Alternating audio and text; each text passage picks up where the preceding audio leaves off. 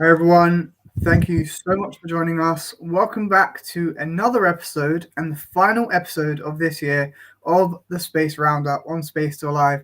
Tonight's episode is Delays, Debris, and Near Disaster. Please welcome our space experts and astronomers, Nick Howes and Terry Moseley. How are you doing tonight? We're Hi, very everybody. good. Good to see you, Terry. Oh boy. Never mind the 7 minutes terror of descending to Mars. I've just had 27 minutes of terror because I couldn't connect into this, but I'm here now. Just about alive. It happens to the best of us. We're Oh so boy. glad you made it on time for another great show. I'll let you guys take it away. Cool. Yeah, it's our kind of last one of this year. We'll be back in January, but we're obviously taking a nice Omicron delivered Christmas break, which has kind of put paid to some of the meetings I'm supposed to be at this week. How are you doing, Terry, in Northern Ireland? After that, anything is brilliant after the terror that I've just been through. I have 2 different email addresses, tried them both, different passwords, tried everything. Not go into the details, but I'm here now anyway. Yeah, it's our amazing backroom team at Space Store. They've put together this really fantastic kind of AV experience, and it's really, really good. But yeah, there's a few little minor hiccups when they change things. Not the team at the Space Store, when the company who builds this software change things. So anyway, moving on. Got a lot to get through this year, so we're going to kind of cover a lot of what's happened in the last few weeks. Also, kind of a bit of a roundup of the year, and then kind of talk about what we think is going to be really cool next year. Hopefully, fingers crossed. There's been a lot happening. I mean, we could cover so much that's been happening. Even in the last few hours, we've had the interesting story about 2 supermassive black holes have been detected. Obviously, space is evolving. The universe is evolving all the time. There's always new things. Some things don't really change very much. Some things do. Some things have slipped. Terry's going to lead on this one. This is about basically $20 billion worth of slip.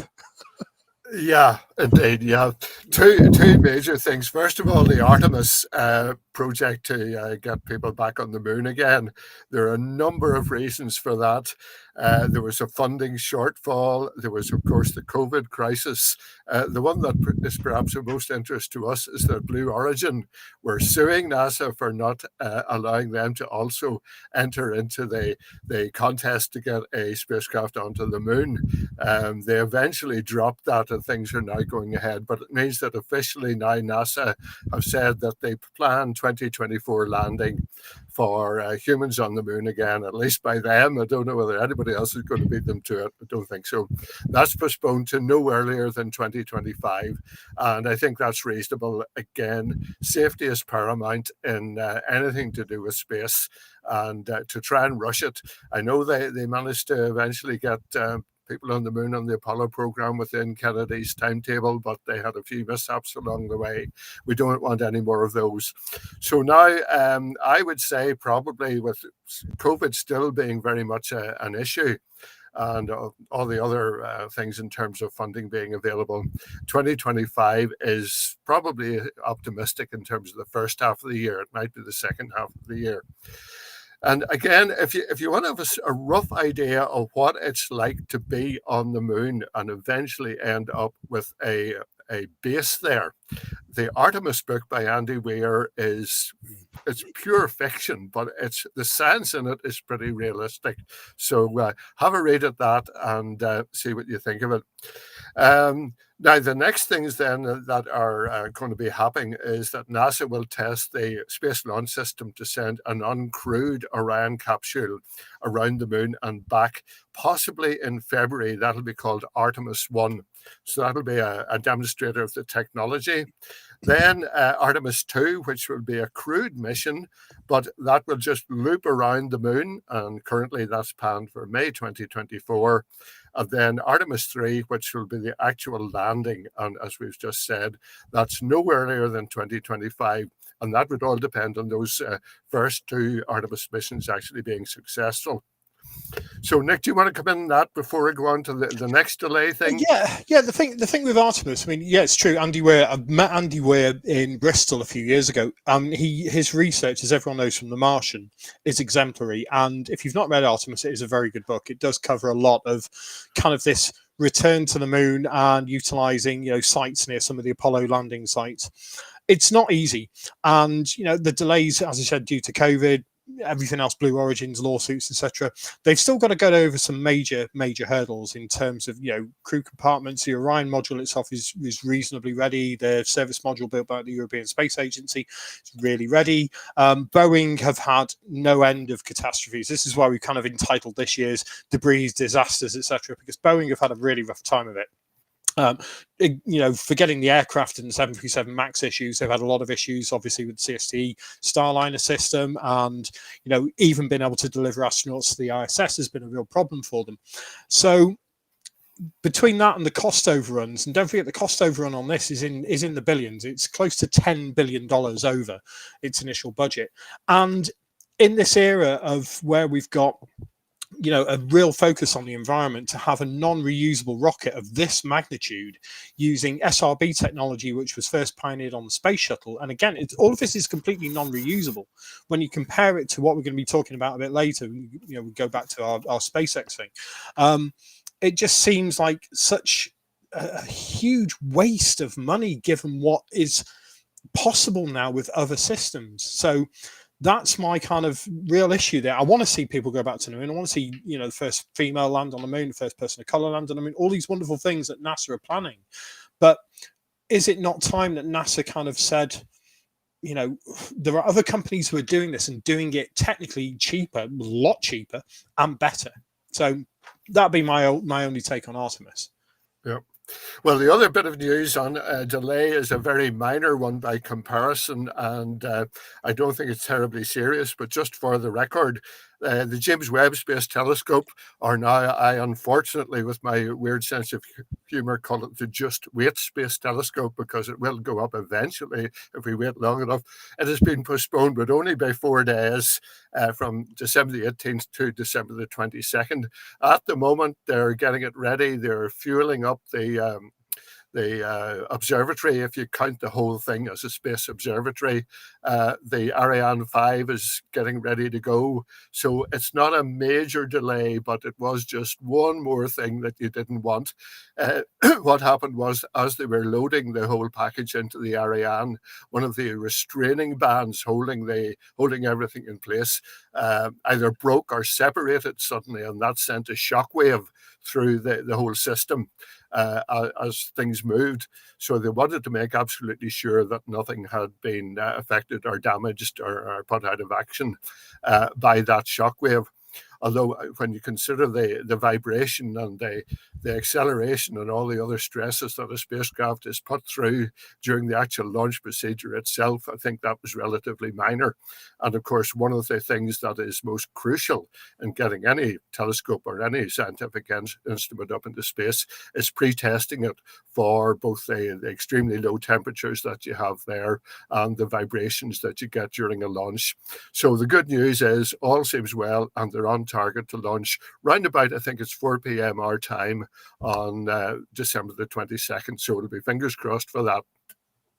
Yeah, it's going to be interesting. It's going to be like the Beagle days about 10 years ago now, where everybody was kind of Christmas Day finger crossing, hoping that the little Beagle lander built and developed by Colin Pillinger in the UK as part of the European Space Agency mission to Mars, and it did land, and it landed successfully and deployed most of its solar panels successfully. But this is the thing, going back to what you were saying about what they call TVAC, test and vacuum testing and TVT testing, where you're basically shaking and baking a spacecraft on the ground. The whole thing with the James Webb is that it's so large, it hasn't been fully integration tested. There isn't a vacuum chamber anywhere on the planet big enough to do that. On top of that, it's got to work. There's hundreds of things that could go wrong, and we talked about, you talked about the 7 minutes of terror before, the 2 weeks of terror with this one as it kind of goes out there, and then it's several months really before this thing's fully operational, working, delivering images, we hope, and not failing, because anything could go wrong. We don't want it to, but you've got a European Space Agency Ariane system which has failed on launch, it has blown up on launch. Who knows? We've just got to keep our fingers crossed, because these are two of the big highlights for next year's we're going to be talking about as well. But yeah, moving on to our next little story. So this is one that's kind of, it really got a lot of interest in the popular press. This is a DART mission. So I got interviewed by BBC Radio on this, and they asked, what was the significance? And I had to think about it, because it really is probably one of the most significant missions that NASA have ever undertaken. And that's not kind of putting anything paid to the Artemis, or James Webb or the Hubble or anything else we've talked about, or, any of the classic missions of the past, like Apollo or, Gemini or any of these. This one is literally the potential to save life on Earth. And what they're trying to do with the DART mission, in effect, is prove that they can divert an asteroid. Now, the whole thing is that the asteroid that they're trying to divert, which was formerly called Didymoon, Dimorphos, which is part of this Didymos binary system, it's a smaller asteroid orbiting a larger asteroid. What they're effectively going to be trying to do is throw something about the size of a golf cart into something 3/4 of the size of the Eiffel Tower. And that's just in kind of length, as it were. I mean, this thing is quite a substantial asteroid, and see how far they can move it off its orbital kind of path. And they think it could be fractions. It could be absolutely minuscule amounts. Now, you think, well, what's the point in that? How's that going to save the world? If you remember the movies Armageddon and Deep Impact and the whole, you've got to collide with an asteroid and blow it up, or that's all science fiction. The reality is that with any of these, what they call potentially hazardous asteroids, hopefully, if we've got our sums right, and this is a big if, we've mapped now probably over 90% of the ones that could potentially wipe out all life on Earth. That's asteroids. That's not anything else. We'll go on to the anything else in a minute. There are also about 60% of the what they call city killer asteroids, which haven't been seen yet. Now, these are your kind of Chelyabinsk and larger size asteroids. So Chelyabinsk was 17 meters wide, airburst over Chelyabinsk, caused thousands of pounds worth of damage, injured hundreds of people, blew in doors, blew in windows, etc. Had that been 3 times larger, millions of people potentially would have died. Because if you look at what happened in Arizona 50,000 years ago with what's called the Barringer crater or meteor crater, that thing's nearly a mile across and nearly 400 or 500 feet deep. That would have wiped out everything with about 100 to 200 mile radius. Every living life form around at that time, 50,000 years ago. And that was 50 meters wide. So only 3 times the size of Chelyabinsk. Now, 50 meters wide, is nothing compared to what they're trying to do with, this the Dimorphos system. And if it's successful, fantastic. If we then find an asteroid that, like Apophis was predicted to kind of potentially be an impactor at some point in the future.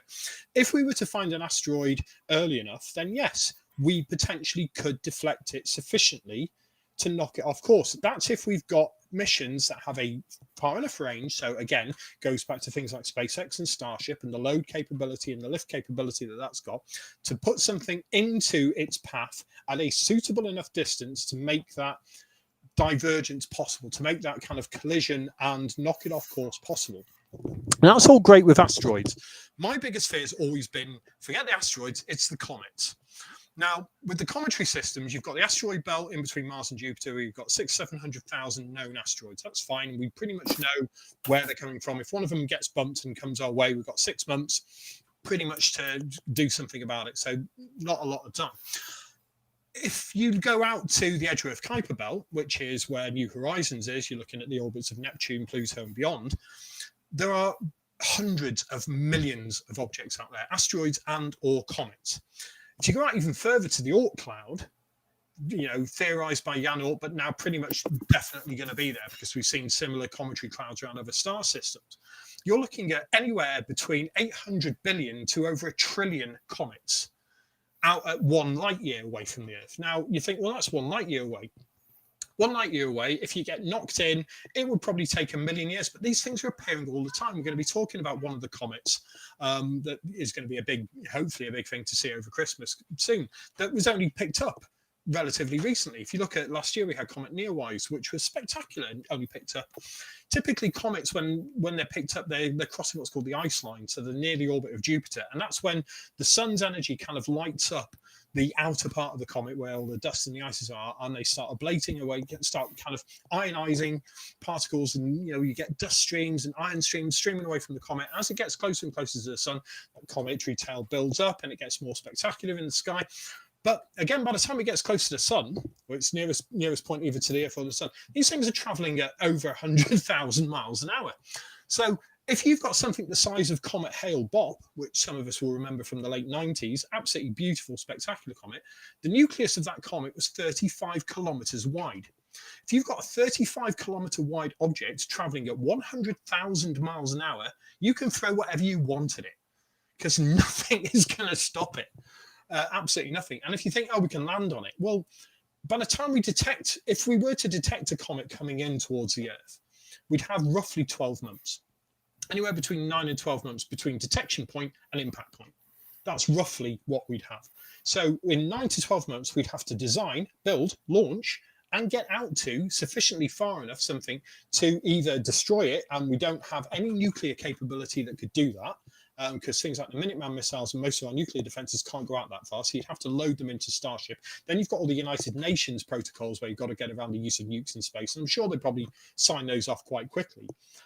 Or in the case of some of our wonderful neighbours like possibly China and Russia, they wouldn't even care. They just launch. If they knew it was going to impact potentially them, they'd probably just launch anyway. But something 35 kilometers wide, what killed the dinosaurs was a third of that size. What wiped out 76% of all life on this planet 66 million years ago was a third of that size. And the other issue that we've got, and we talk about debris, disaster, etc., in the kind of headline for what we're talking about this year, is the amount of space debris that we're going to have to be launching through soon. And we'll go on to that a bit more in a minute. But this is a big problem. This is why I said this mission is the most important mission NASA have ever conducted, because this is deep impact for real. So you think, well, if it hits the ocean, look at what happened in deep impact. 71% of the Earth is covered in water. If one of these things hits the ocean and it's more than 50 to 100 meters wide, you're talking about tsunamis several hundred feet in height. That'll make the one that hit Indonesia, a decade or so ago and killed 250,000 people look like a puddle in a pond, or a ripple in a pond. So I don't want to scare everyone, but I do. But we really need to get the governments in the world on this, because if they're not, this is life-changing. We talk about readiness for pandemics. Everyone warned about a pandemic. People like Bill Gates, and everyone talks about, oh, he's putting chips in our arms. It's all rubbish. But we were warned about pandemics and the threat of pandemics, years and years ago. And the governments weren't ready for it. The governments of the world weren't ready for it. And now the scientists, the space scientists, are saying, we've got to keep an eye out for this. Statistically, we may only get hit once every 100,000, million, whatever years. But you try explaining statistics to 800 billion comets, because they don't know what a statistic is. They'll just come in. Terry. Yep. I agree with you totally about the comets. The only thing is, you can only do something about something that you can actually do something about. In this case, the asteroids. As you say, we've mapped a fair number of them. And little Didymus is going to get blasted by 550 kilograms at 24,000 kilometers per hour. Because it is orbiting the larger one, Dimorphos is going to get hit. Didymus is the parent one. What will happen is that its orbit around its parent asteroid will change ever so slightly, and that is what they'll be measuring. If its orbital period is X minutes, it'll be X minutes minus a few seconds, and that cumulatively then, particularly if you're trying to deflect something that was heading for Earth, even if you deflect it only very, very slightly, if you get it early enough, that will be enough to get it to miss the Earth. But maybe we'll talk some other time about the comet threat, because that's the one that terrifies me, because we won't have enough notice to do anything about it. The other thing is that if this thing's coming in at the speed you describe, we then have to get out to it, and you're then approaching it with an incredible velocity, so you certainly won't be able to land on it. Yeah, you'll be zooming past it. It'll be past before you even see it. So we need Bruce Willis definitely to land on it. This is the thing. You look at how difficult it was for the Rosetta mission in Philae. Philae didn't even land on 67p. It bounced over 67p because the harpoons didn't fire. This is incredibly difficult, and 67p wasn't even lit up. It was barely active when they kind of rendezvoused with it, and that was a 10-year plus mission to get all the intercepts. So, it's the orbital calculations, the trajectory calculations, the landing. It's just, to my mind. Anyway, move on. But this is a whole horses. This is a whole one. Anyway, moving on. Next one. Yeah. Better story. Another bit of bad news that turned into good. Our dear friend, the Hubble Space Telescope, now 30 years old, suffered another couple of problems last month. Basically, we talked about it at the time. The time synchronization between all the various instruments failed and went into a safe shutdown mode. And of course, the good folks at the Space Telescope Science Institute are well used now to dealing with problems on the HST. And basically, they look at all the options, they try and work out what might have caused the failure, and they very cautiously then apply corrective measures, not doing anything drastic at any one time. And to cut a long story short, basically, of the 4 main instruments that they have on HST, they have now got 3 of them working again. The first one was the advanced camera for surveys, because they reckoned that was the one that was least likely to be affected by the time synchronization glitch. Then they got the wide field camera number 3 back online, and the cosmic origin spectrograph. So that's 3 out of the 4. The next one that they have to do is the NICMOS, the near infrared camera and multi-object spectrometer, and eventually the Space Telescope imaging system. But 3 out of 4 isn't bad. They reckon that they know what the problem is, and they are cautiously but successfully sorting that out. So we hope that the HST, Hubble Space Telescope, will be back in operation fully, possibly by the end of the year. And since we haven't yet got the JWST operational, Hubble is the one that we're relying on at the moment. So I'm sure you feel the same way as I do, and that is great news. It is, and you know, to quote Meatloaf, 3 out of 4 ain't bad, or almost quote Meatloaf. It's interesting though, going back to kind of what we can launch, etc. You know, so one of the things that Elon Musk said was, well, why do we need ground-based observatories? Why don't we just launch everything into space? Well, you know, this is one of the reasons why we don't just launch everything into space. The Hubble's been up there 30 years and delivering incredible results, but it's been serviced, you know, multiple times now. Last time, well over a decade ago now, for, you know, fixing the gyros, changing the cameras, updating the onboard computational capabilities, etc.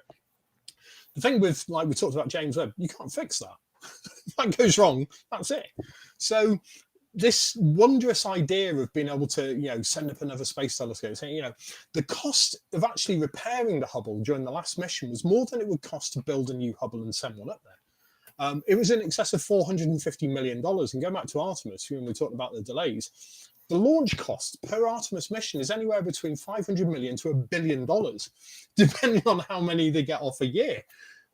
So, yeah, the ground-based telescopes cost a fraction of that. The entire square kilometre array project, I think, comes in at under $2 billion for the whole thing, and that's like thousands of telescopes across Australia and South Africa. So it's not so cut and dry, the whole. Yeah, it's great to see the Hubble back. I love the Hubble. We all love the Hubble.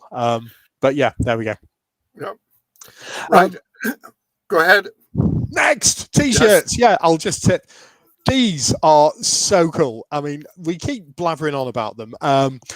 Space Store basically said, we've got these really funky T-shirts, and would you be kind enough to wear them during the show? And it's like, sometimes you think, oh God, you know, blah, blah, blah, you know, these are really good T-shirts. I know I keep saying it, but they're so comfy and they're so nice. Anyway, so as part of our little Christmas thing, we're going to do a little PR now on these carbonaceous chondrite T-shirts. And carbonaceous chondrite is one of the most rare and fantastic types of meteorite that you can get. A Yende is probably the most famous carbonaceous chondrite, but one recently fell in the UK, Winchcombe in Gloucestershire, carbonaceous chondrite. Some of the crystals and the pre-solar grains inside these carbonaceous chondrite meteorites, the actual meteorites, predate the solar system.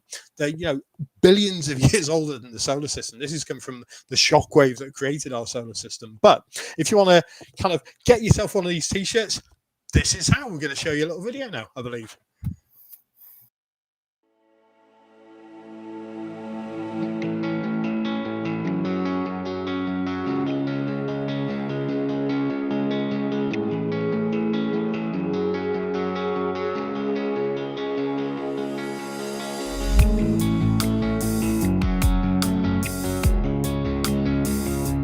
there's only been about 20 or so recorded falls in British history. So to get one at all is quite rare. To get one that's witnessed is incredibly rare, and then recovered, I mean, this is off the scale rare. It makes it even more interesting in that the meteorite is what's called a carbonaceous chondrite. So these are some of the most primitive materials in the entire universe.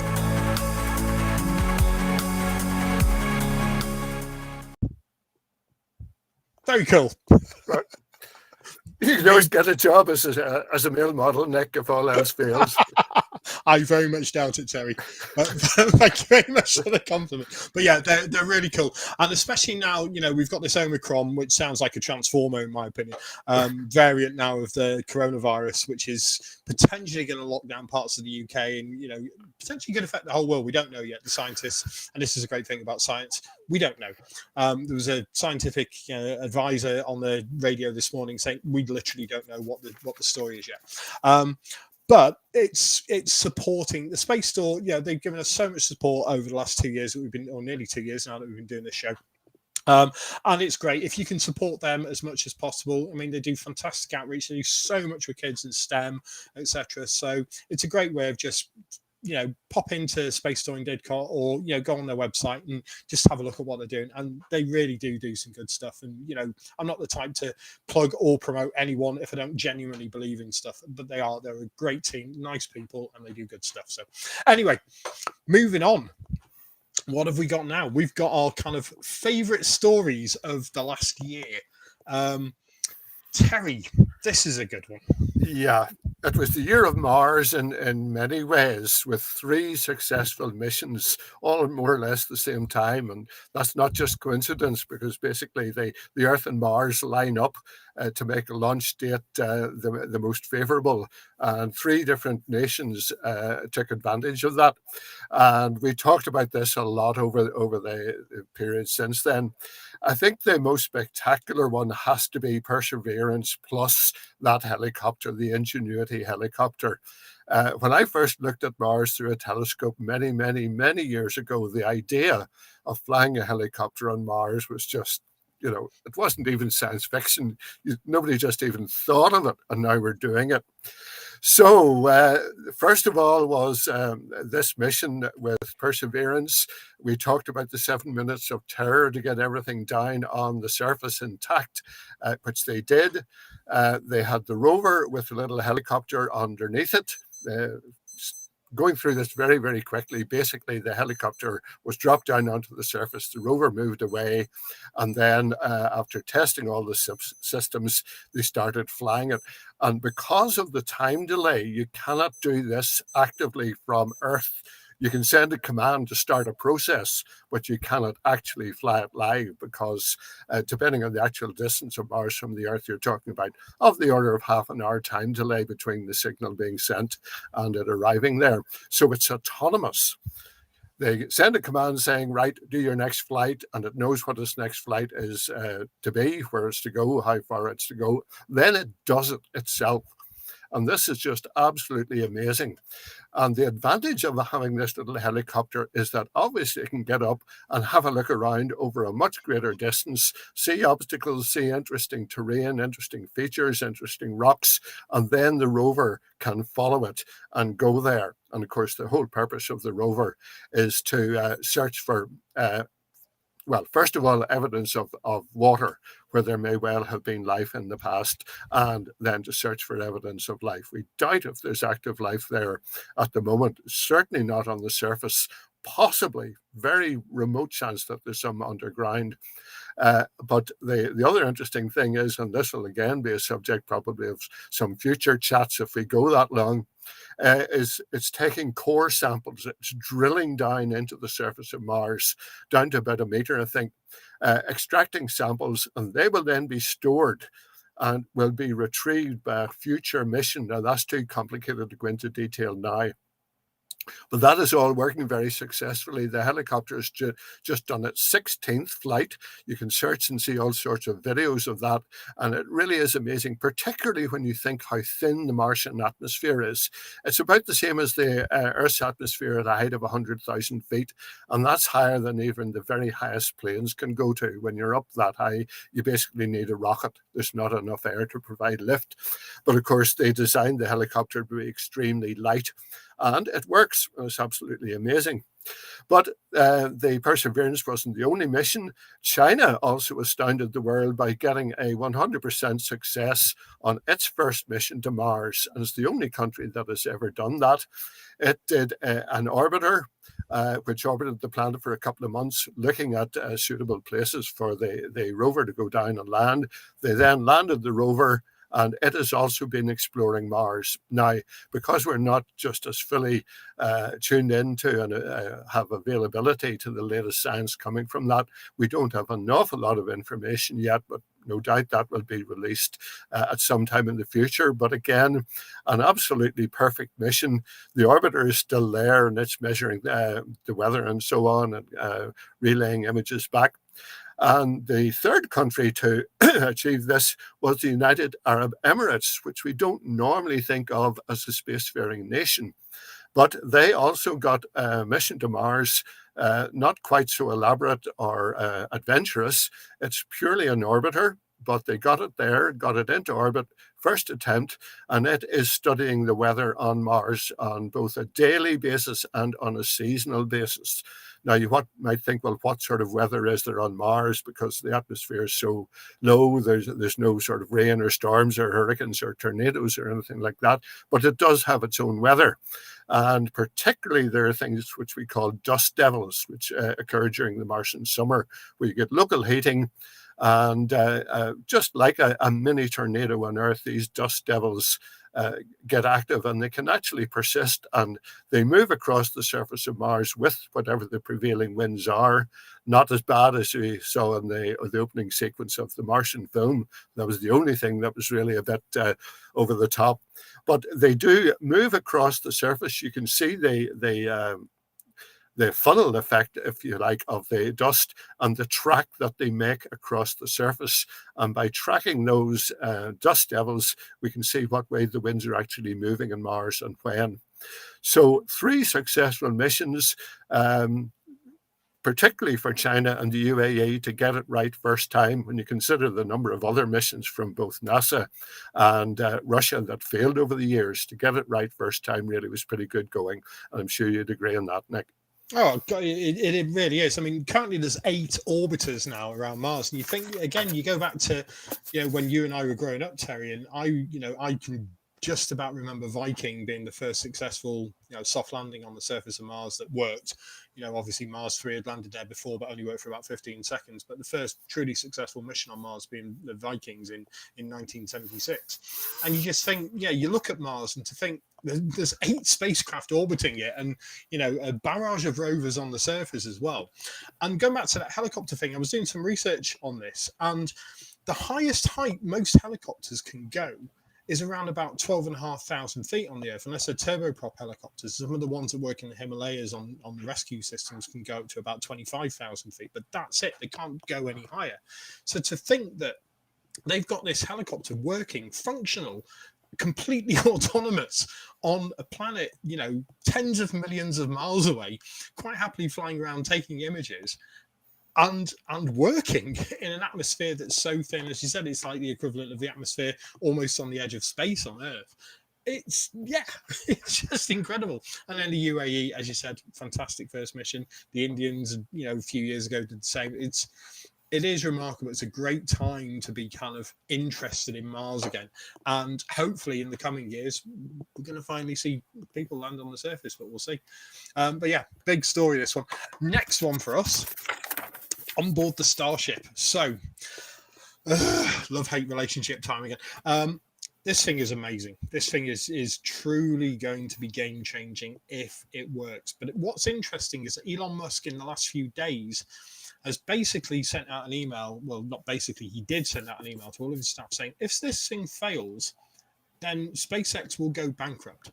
And that's quite a shock. to read something like that. But he said there's no sugarcoating it. If the Raptor engines fail, or if the production, they've had massive production issues with the Raptors, and they've had several very high profile resignations at SpaceX over the last few months. But if this thing works and takes off, and we've seen Starship already, do a takeoff and suborbital hop and come down and land successfully after multiple times when it didn't. One time it came down, kind of stuck the landing, and you thought this is great, but then there's a little fire, and then it kind of blew up a few minutes later. But they have stuck a landing now. This is a whole order of magnitude again above that. Because what they're doing now is building something that's bigger than a Saturn V. This thing's over 390 feet tall. Saturn V was 383 feet tall. So this is going to be the largest rocket ever to take off. In terms of the thrust capability, in terms of launch capability and what it can deliver to orbit, you're looking at over 100 tons to orbit. Now, the reason it's got to be successful for SpaceX is the hate part of my love-hate relationship. As an orbital delivery vehicle, as a way to get back to the moon, etc., a way to go to Mars, this is incredible. This is a phenomenal thing. But if it's going to be used to launch hundreds or thousands of Starlinks at a go, which is what the whole business model is based on, and they're saying they're going to have Starship launches every 2 weeks. Like, that is an astonishing turnaround that we've not seen even in the height of the Mercury, Gemini, Apollo era, anywhere near that. A rocket the size of a Saturn V taking off every 2 weeks. This thing can launch over 100 tons to orbit. Now, if you think about the whole debris issue, and we'll come on to that in a minute, it's it's a catastrophe waiting to happen in some respects, but then in other respects, it's an incredible game-changing step forward. So we're hoping that this is going to, come online, and we'll talk about its potential launch in the next year.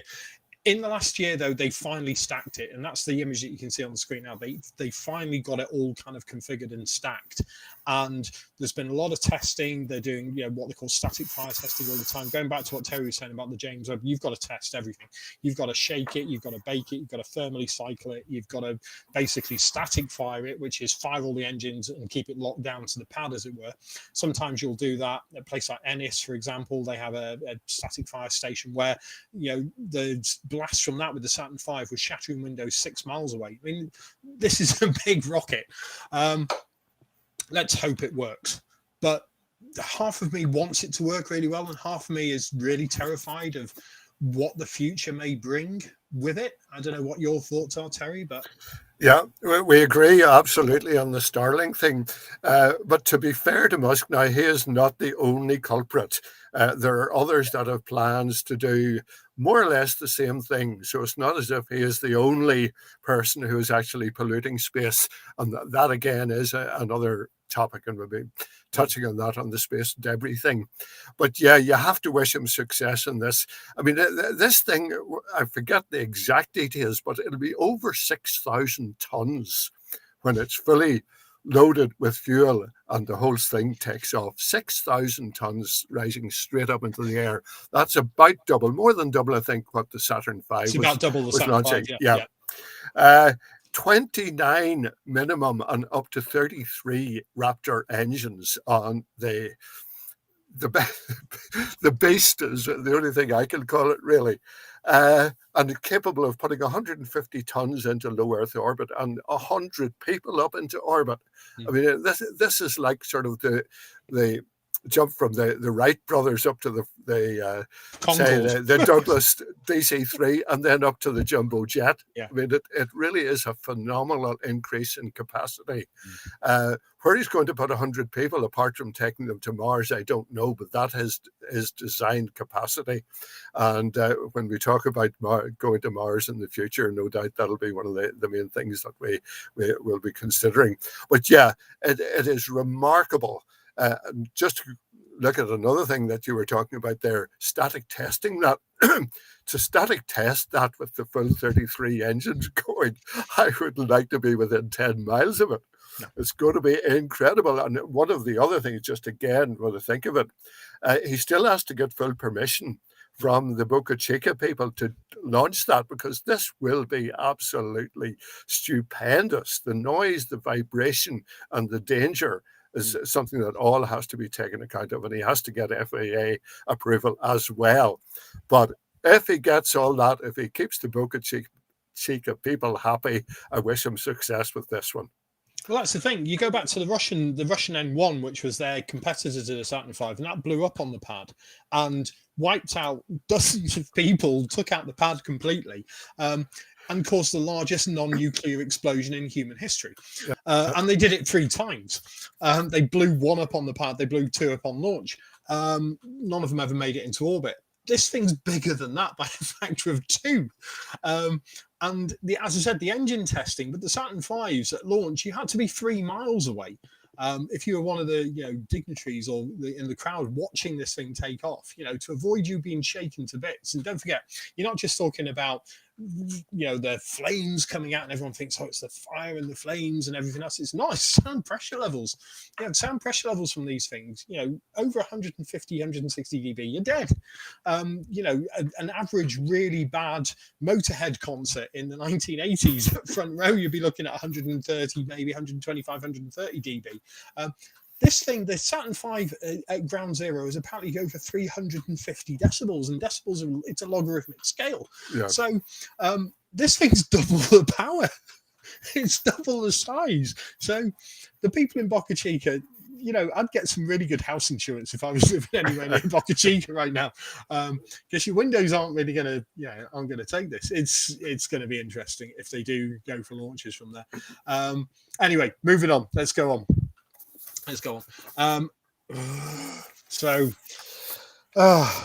is a roundup of the bad thing, or the last year, the big events. I mean, we could have talked about Venus phosphine, which wasn't in the end, and we could have talked about, discovery of black holes, or we could have talked about, any number of things. But the things that are going to have the greatest impact on humanity are the ones that we're trying to focus on here, the greatest impact on science. So the James Webb, Artemis, going back to the moon, you only had to look at Apollo and how it unified the planet and got everyone kind of together for a short period of time. What's happening now is nothing short of a disaster. So the Russians decided they were going to blow up a satellite and put 1,560 pieces of trackable debris into orbit and tens of thousands of non-trackable pieces of debris into orbit. And they're saying that it's not going to cause a problem. Well, they don't know it's not going to cause a problem. It's like India when they did their ASATs, their anti-satellite test, and they said it's not going to cause a problem. And then there were pieces found at 2,200 kilometer orbits. They're not coming down for a long time. And this is the thing, this whole debris disaster, it's gravity waiting to happen. You just want, George Clooney and Sandra Bullock basically to appear and bring out a fire extinguisher. It's that bad. This is the interesting thing with this, and a friend of mine was imaging the other night, and she was taking images of meteors coming in. We'll talk about meteors in a bit. And one of the videos that she caught was like an entire Starlink train just going by, just, dozens of satellites in a kind of never-ending stream of debris, or of satellites, working satellites at the moment, not debris yet.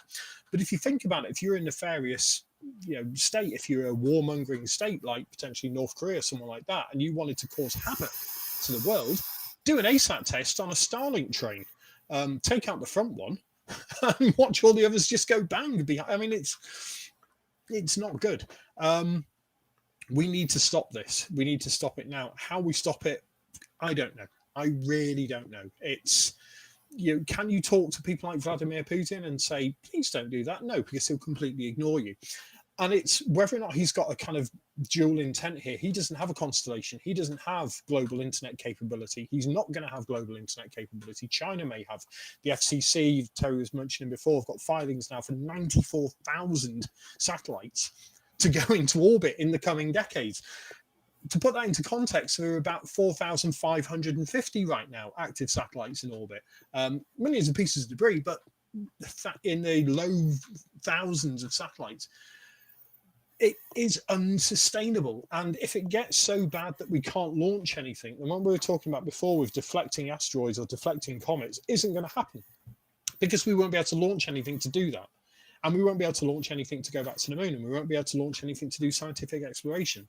And we'll be stuck on this planet. And yes, we need to fix a lot on this planet. Don't get me wrong, climate change, all that is a huge issue. But space exploration, there's so much we can learn. There's so much we can take from space exploration. And if we keep trashing or literally using low Earth orbit, medium Earth orbit as a great big garbage can in the sky as it is, which was what we've done to the oceans, then what are we going to do?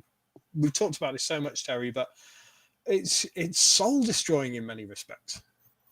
Yeah, I mean, a lot of people would say, okay, if humans never get to Mars, so what? If humans never actually set up a base on the moon, so what? But what they don't really often realize is how much we rely on the satellites that we have up there for our everyday life, from communication satellites and sat-nav to environmental monitoring.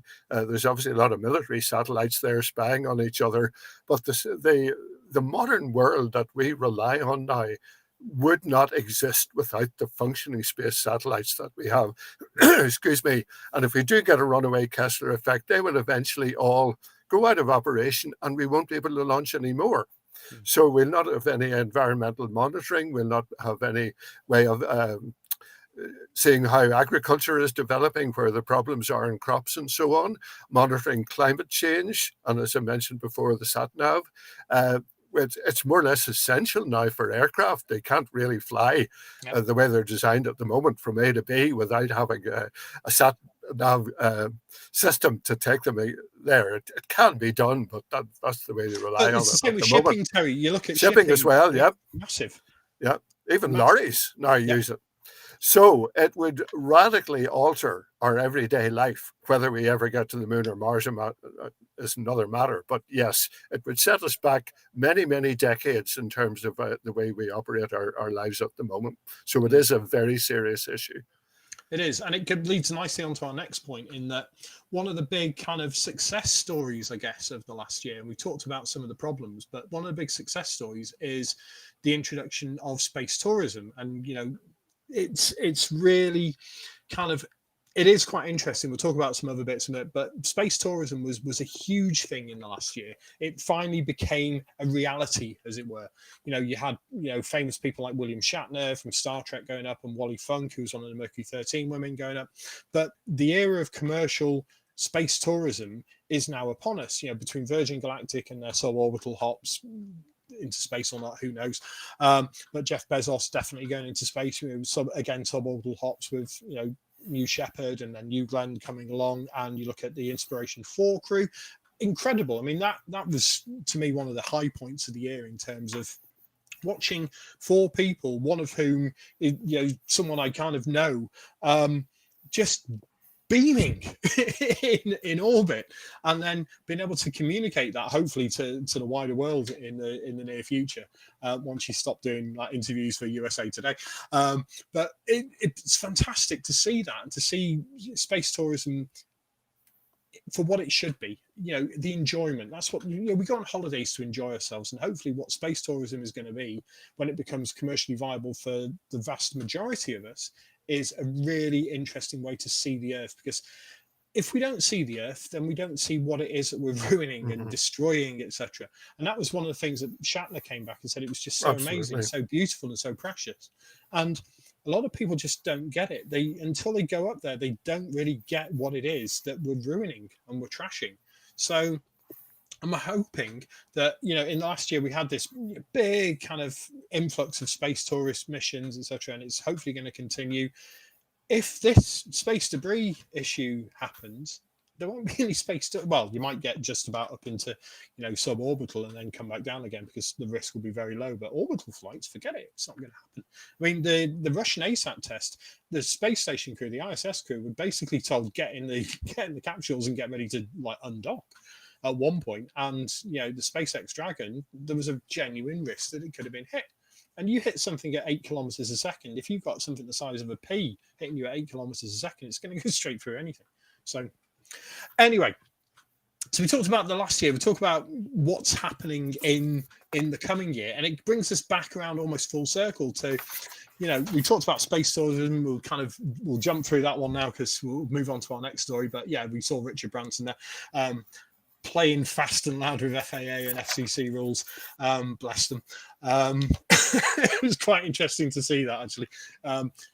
While they were up there, going back to the space tourism thing just for a brief moment, knowing that they were actually breaking their launch guidance rules, and not really telling anyone. And you almost think, was it Branson being on board that forced them to not do the abort that they really should have done when they were given red flag warning notices? But, you know, yeah, is commercial space tourism the future of tourism? Probably not. I mean, most of us will never have, the kind of money, not in our lifetimes anyway, maybe in 50, 100 years or whatever, we may have it. But I don't think, the kind of cheap, low cost, EasyJet, Ryanair type models where you can fly all the way across Europe for, 10 euros or $10. I remember going to Italy for 10 quid back in the late 90s. And it's not going to be like that. It will be probably the same as your exclusive holidays, your sandals, your beaches kind of holidays in decades to come, where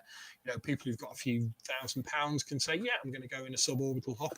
And what you'll probably then get as well is a kind of 3-tiered model where you'll have the suborbital, just about crossing the Kármán line. Then you'll have the orbital ones where you're up for maybe a few orbits and then you come down again.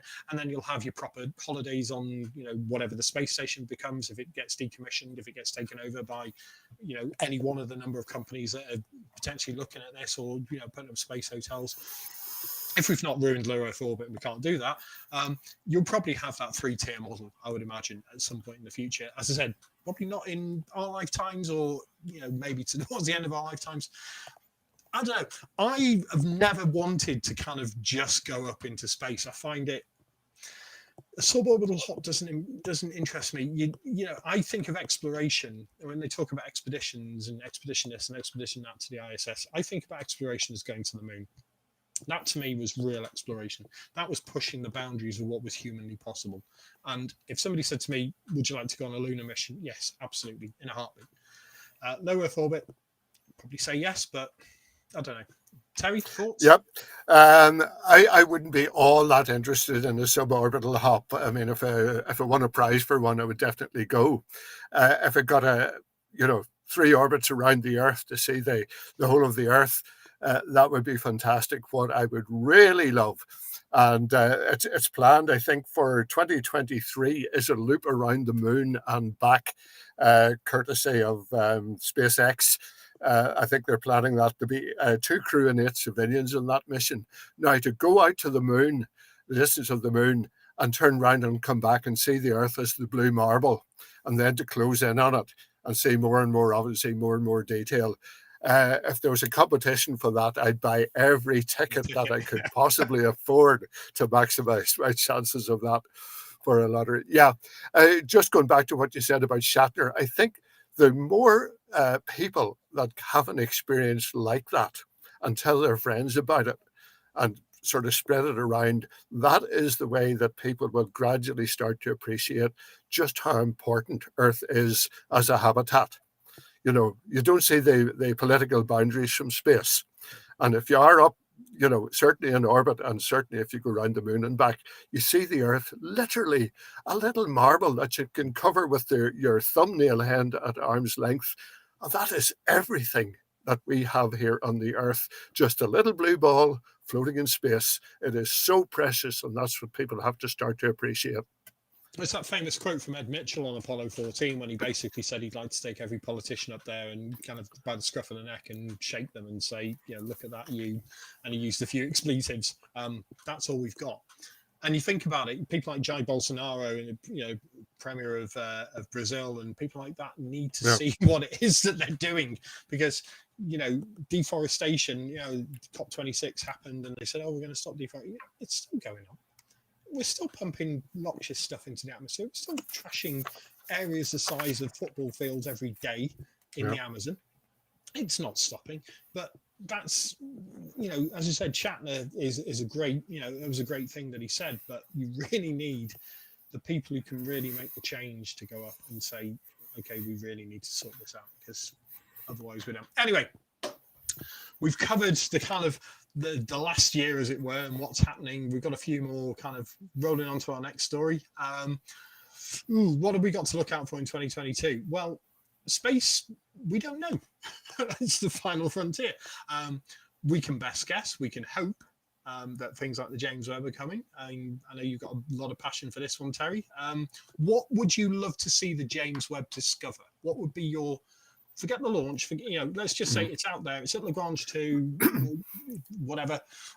It's all working. Everything's perfect. The mirrors, there's no collimation issues. What's the thing you want it to see?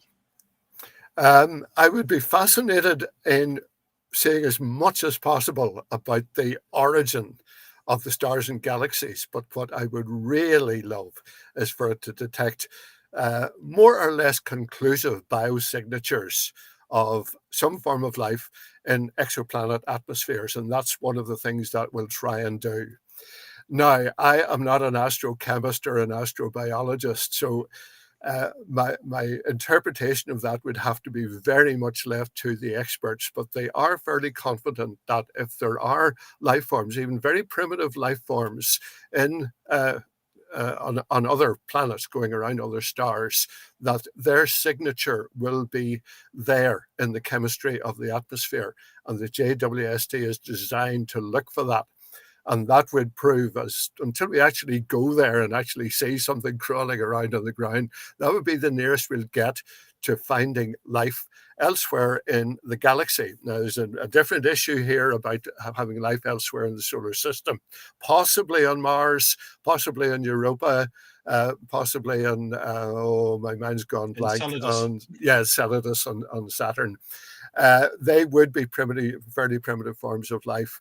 It wouldn't be all that surprising if we had life elsewhere in our own solar system, because if it can develop on Earth, there's no reason why it can't develop elsewhere. But if we find it around another planetary system elsewhere in the galaxy, that would indicate that life is probably ubiquitous throughout the galaxy and throughout the universe. So that would be my number one thing that I hope it will come up with.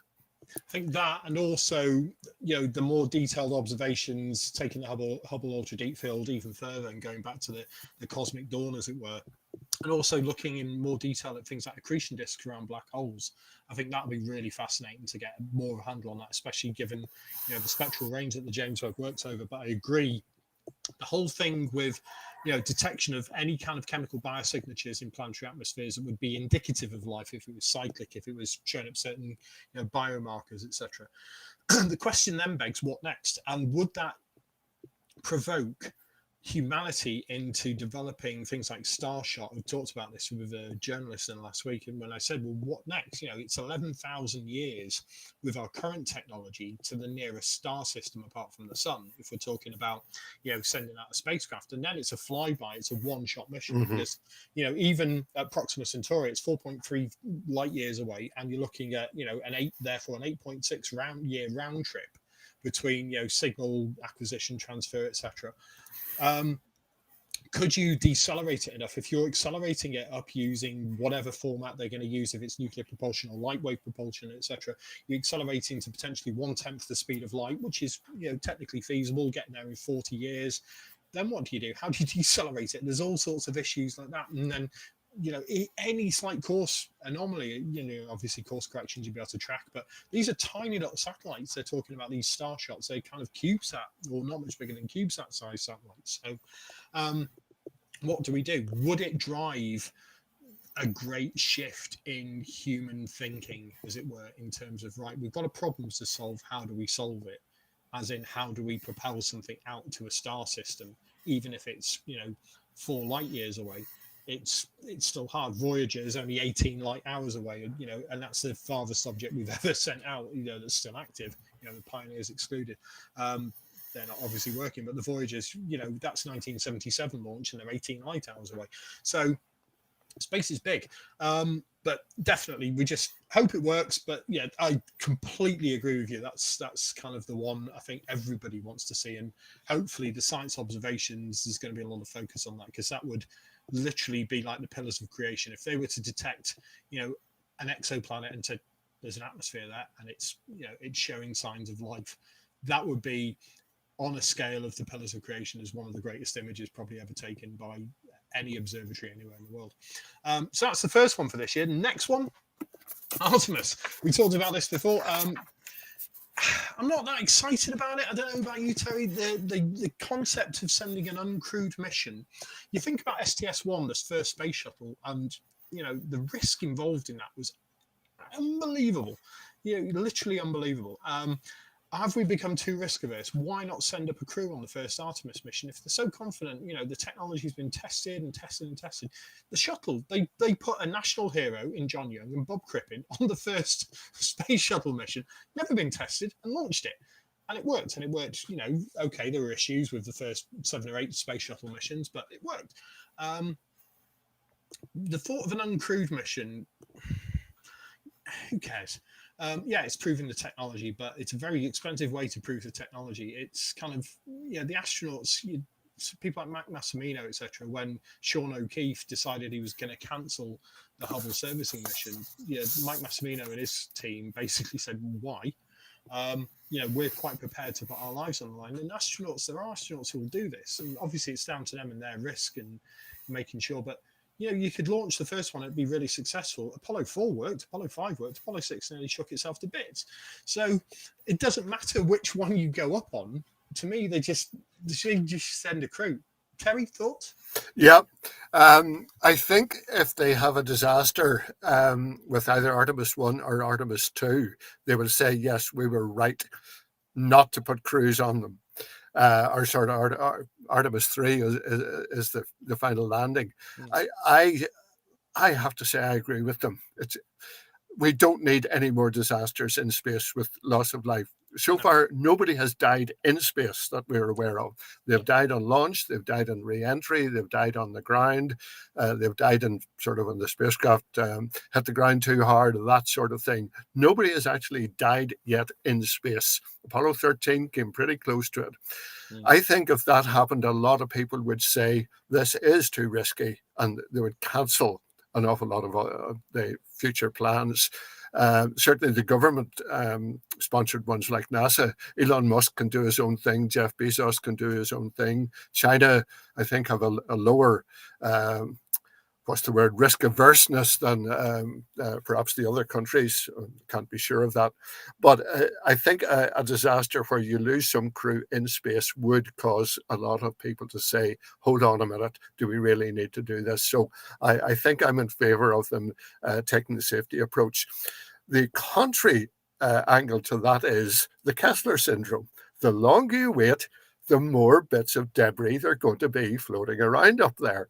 And, if you're talking about launching something in 50 years' time, will it even be possible? Will space be so full of debris that you can't risk it? So there's an argument for going now before the number of debris pieces starts to increase exponentially. The other argument is, you play safe in terms of the hardware that we have now. And I think it really, we do have to do this. It was 50 years ago that we've last had people on the moon. Now, there's 2 angles. First of all, using the moon's resources, which could be life-changing for us here on Earth in terms of an energy source, which you talked about before. The other thing is that you can't really study the moon properly unless you get boots on the ground. And the other angle is using the far side of the moon for particularly a big radio telescope. Now, an awful lot of that could be done robotically, but I think our future at least includes the moon as far as space is concerned. It may or may not include Mars, but I think it has to include the moon. It's interesting, though, you look at the analogies. We seem to treat space as a very different, and we need to kind of almost change our mindset on space as a whole.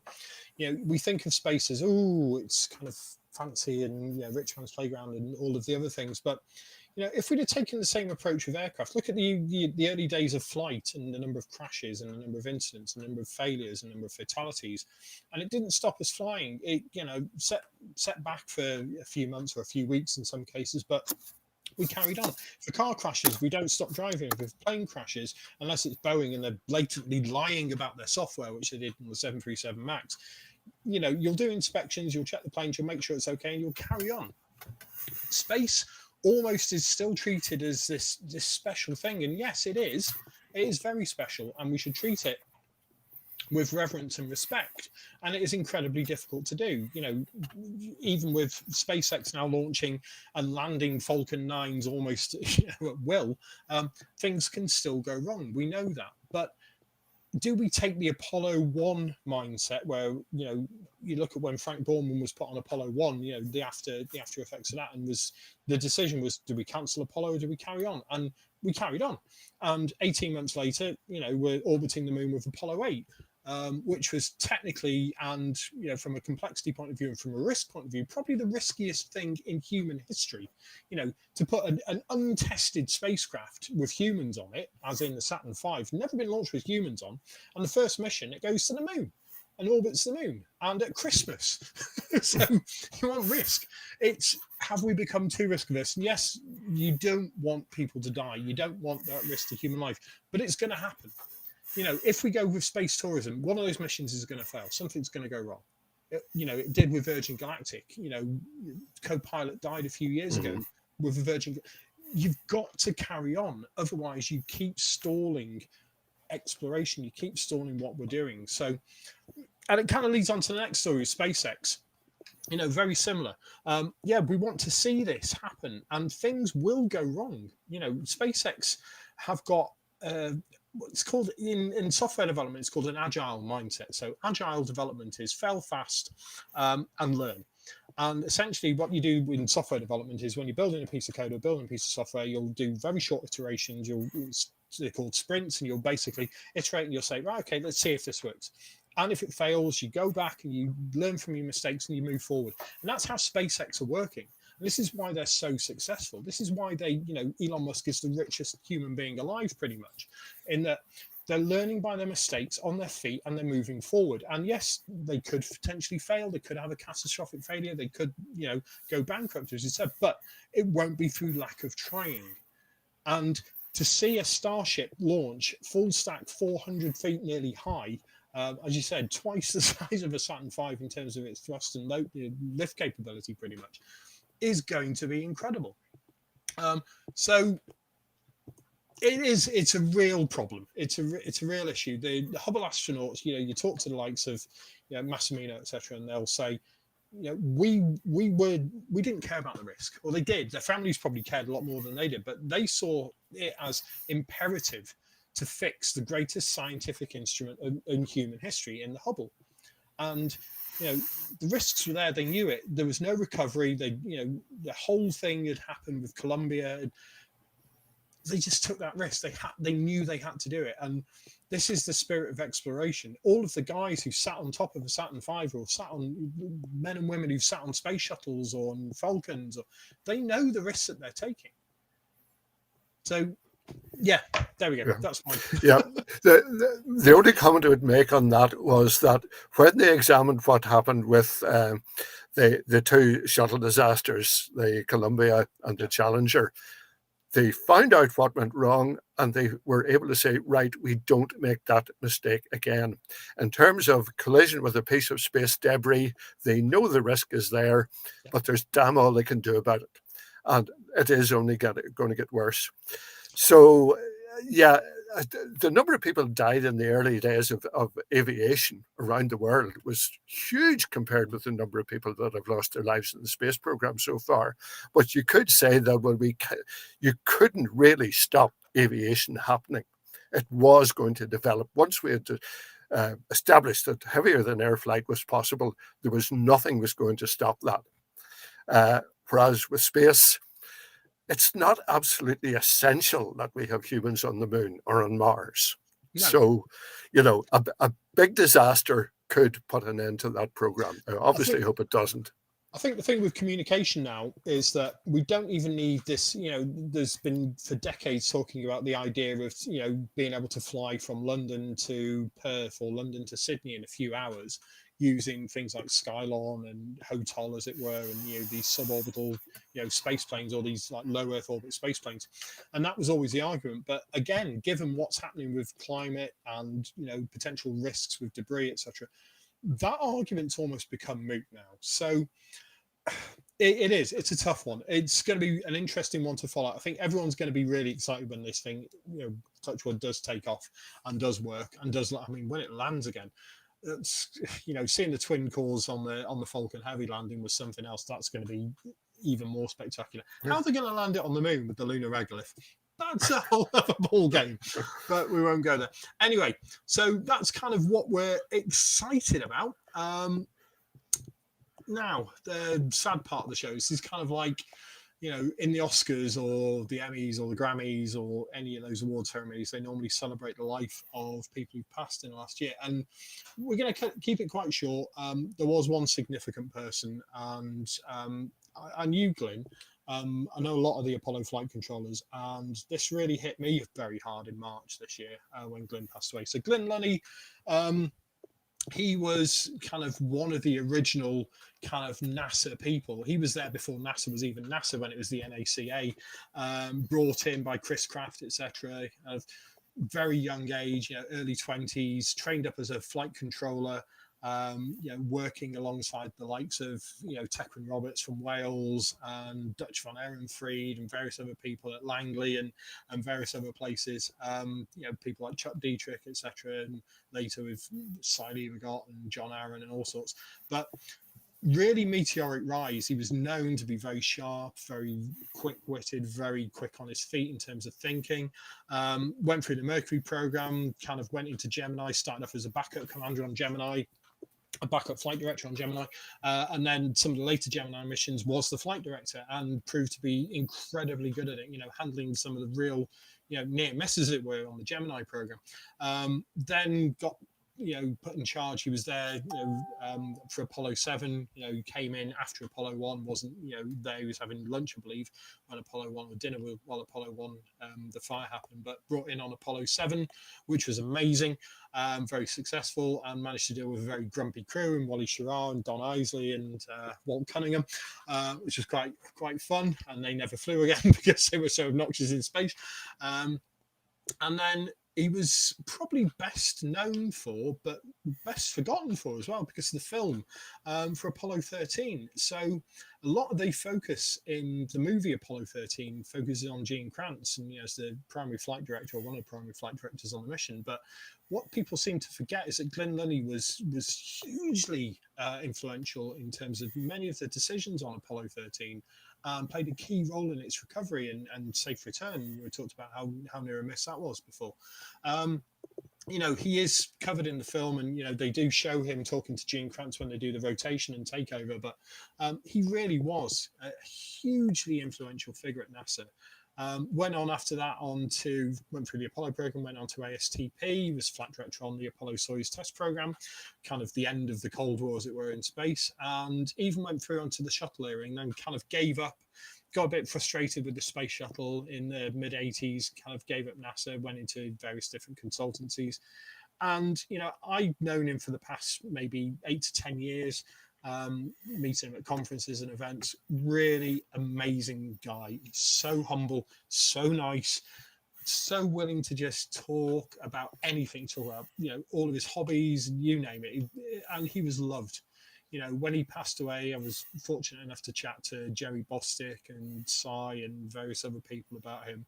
And they all loved him. They all absolutely loved him. He was such a gifted, warm individual. And if you ever get a chance to watch some of his interviews, especially the ones, where he talks about his colleagues, he's so ebullient and so buoyant and so, giving towards his colleagues. It's always like the team. It was always the team. There was no individualism. An absolutely incredible human being. And, we're getting to that stage now. It's quite sad, where much like the veterans of World War One, we had the last Tommy a few years ago, and the veterans of World War Two, and now we're coming to the veterans of Apollo, and none of them are getting any younger, and we really need to celebrate this. And I'm really hoping that Artemis 3, if that is the first time humans set foot on the moon, that Charlie Duke and Jack Schmidt and various other people are still with us to see that, so that we're not kind of forgetting them, that they are almost handing the baton over, especially the astronauts themselves, but the flight crew, the flight directors, the mission controllers, the people who are taking on what Glyn Lunny and Chris Kraft and all of those people did in literally writing the book. And one of the most difficult things for me to read was Charlie Bolden, and I've got a lot of time for Charlie Bolden, a lot of respect for Charlie Bolden, but when he said they were just a bunch of kids who knew nothing, it was really insulting to hear that, because they literally wrote the book.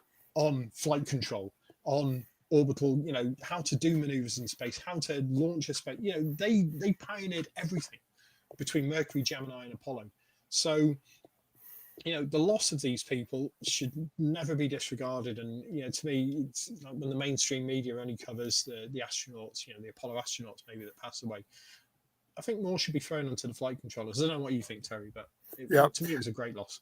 Yeah, I never met him. In fact, just by coincidence, the only top guy in NASA that I ever met was Charlie Bolden. Yeah. But there you go.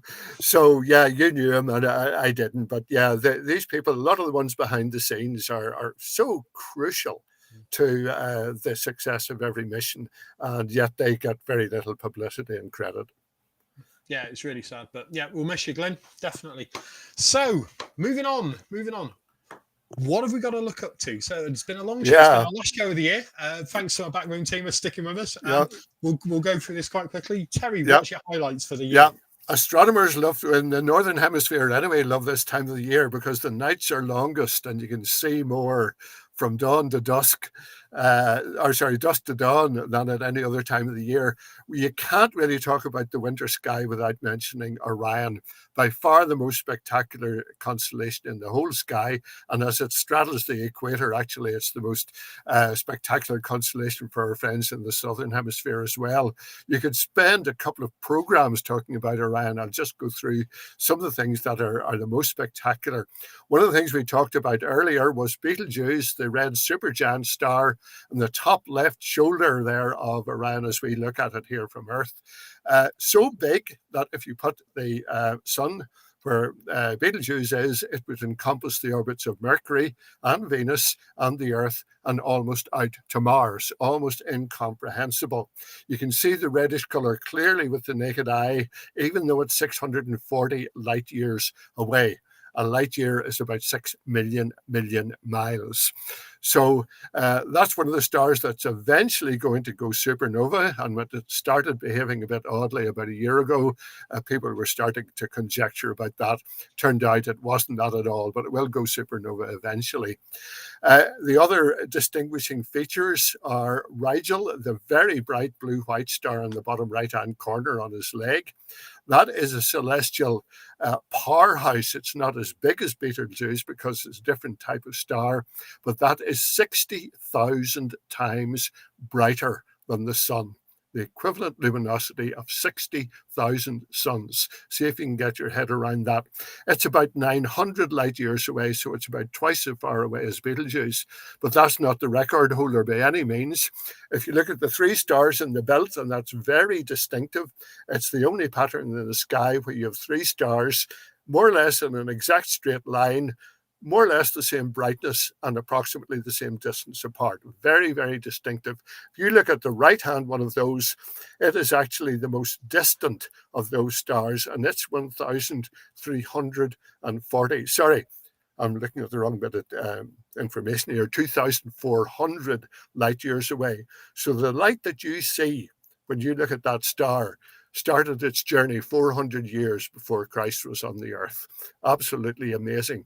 And the other thing that is most amazing in Orion, and you can see it with the naked eye, although you see it far better with binoculars and telescope, is what's called the Orion Nebula, and it's below the belt. It's not shown on that particular diagram there. It's where his loincloth is. Yeah, exactly. A stellar nursery or a stellar factory. About 400 million times the mass of the sun. Stars are being born in it all the time. Similar sort of thing to where the sun was created. It creates a whole cluster of stars, and they sometimes stick together and sometimes disperse. You can see that with the naked eye, and when you look at that, it's a huge cloud of glowing gas and dust, which will eventually form new stars and new planets. Now, there are lots of other fabulous constellations to look at, like Gemini and Taurus and so on. We just don't have time. The things coming up are the Geminid meteor shower, Comet Leonard, right? Doesn't really matter.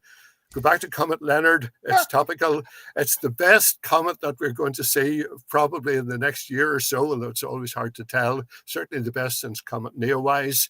There's some conjecture about it starting to break up. The very latest information that I have is that it hasn't done that yet. No. It should be visible with the naked eye, and certainly with binoculars at its best round about the 9th to the 12th of December. And you basically, to find it, you will need to use some of the websites or use an app on your smartphone, because at the moment it's certainly not visible as a naked eye. You can see it in binoculars, but could become visible as a naked eye round about the sort of the middle of December. Then it will move too far south for us to see it from here. And then the next thing, which we do know pretty well, are the Geminid meteors, best meteor shower of the year. They're at their best on the night of the 13th to the 14th of December. Unfortunately, there's a fairly bright gibbous moon at that time, but even so, you should see a reasonable number of meteors come from the constellation of Gemini, although you can see them from anywhere across the sky. If the moon is in the sky, as I say, it is a bit of a problem. The best thing to do to maximize your observing is to put yourself in such a position that the moon is hidden behind a building or a tree or something like that, so it's not shining directly into your eyes. Geminids are fascinating because, unlike most meteors, they don't come from a comet. They come from an asteroid called Phaethon. They're moderately fast in speed, and a lot of them are bright. They produce fireballs. Very reliable shower. If the moon wasn't there, in a really dark sky, you could see about 100 an hour. And the final thing to look out for astronomers is the winter solstice, 21st of December. The sun is at its furthest point in its annual journey around the sky. After that, it starts to move north again, and the days get longer, the nights get shorter. So depending on how you look at your day, that's either good or bad. But winter this time of year is absolutely fascinating. You have the glories of the winter sky, Sirius, the brightest star in the sky, Orion, which we've just talked about, Taurus, Gemini, Auriga. Fantastic. Get out to the darkest place that you can go and just look up and enjoy the stars. Absolutely. Going back to the comet as well. I mean, Neowise was the first time a lot of people, especially younger people, have seen a comet. And this one potentially won't be quite as bright, but it's well worth getting out again to a dark sky location, getting a pair of binoculars. The other interesting thing is, closest approach to the Earth is around about December the 12th, but December the 18th, it comes very close to Venus. But as you said, it's one of those typical. What's going to happen with this comet is it's going to really kick off when it gets into the southern hemisphere, because that's what they all do. Remember Comet McNaught?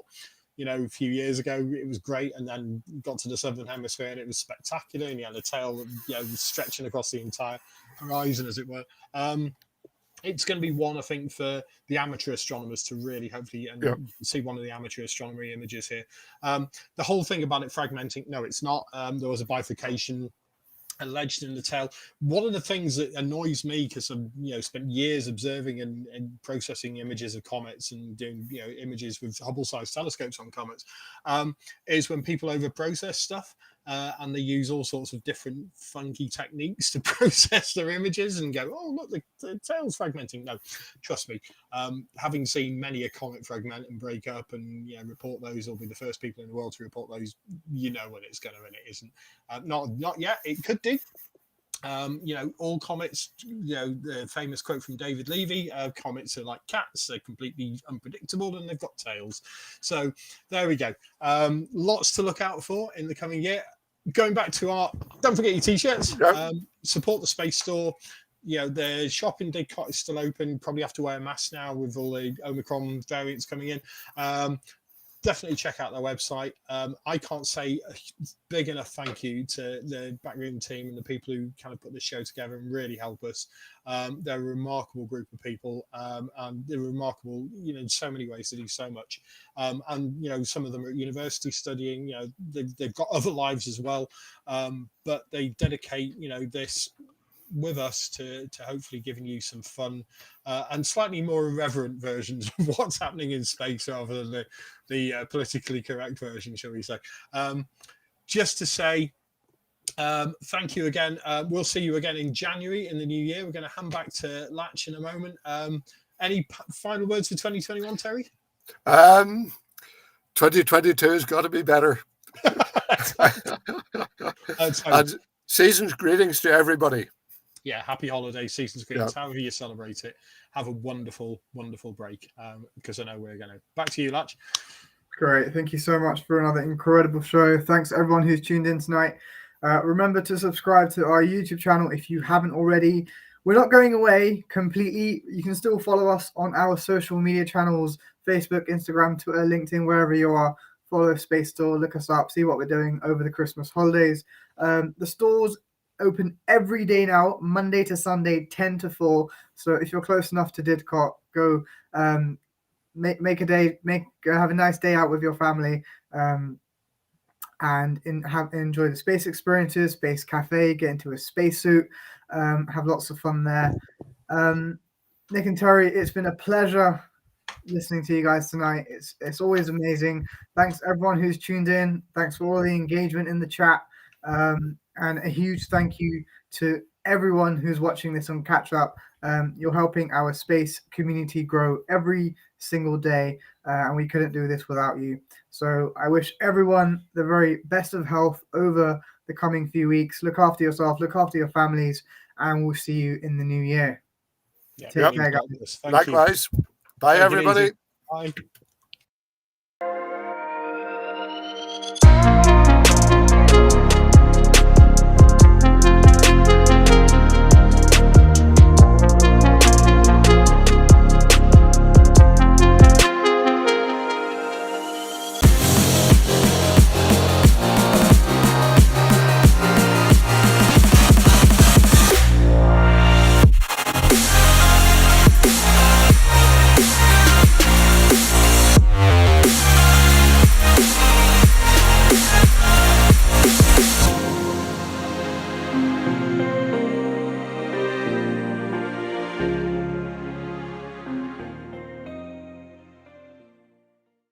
Hi, my name's Nick Howes, space enthusiast, author, writer, broadcaster. Hi, I'm Terry Moseley, past president of the Irish Astronomical Association, lifelong astronomy and space nerd, absolutely fascinated by everything, both man-made and natural up there. So every 2 weeks, Terry and I give you the latest, hottest news from space and human spaceflight, robotic spaceflight, and what's happening up in the skies. Please tune in to us every fortnight with the Space Stuff.